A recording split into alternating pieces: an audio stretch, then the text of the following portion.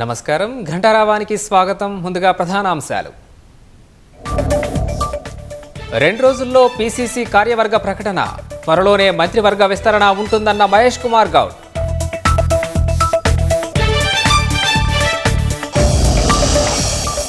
చుట్టూ దెయ్యాలుంటే కేసీఆర్ దేవుడెలా అవుతారన్న భట్టి విక్రమార్క.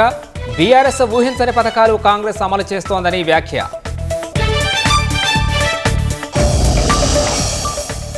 నిందలు, దందాలు, చందాలతో సీఎం పాలన నడుస్తోందని కేటీఆర్ ఆరోపణ.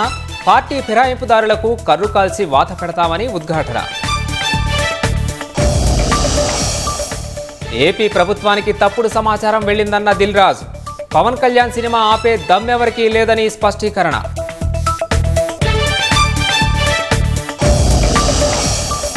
పెహల్గాం ఉగ్రమూకల అంతం దగ్గరలోనే ఉందన్న మోదీ. మహిళల సింధూరం తుడిచిన వారిని విడిచిపెట్టబోమని వెల్లడి.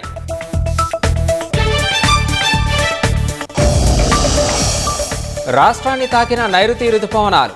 రేపు ఎల్లుండి ఉత్తర తెలంగాణ జిల్లాల్లో భారీ వర్షాలు.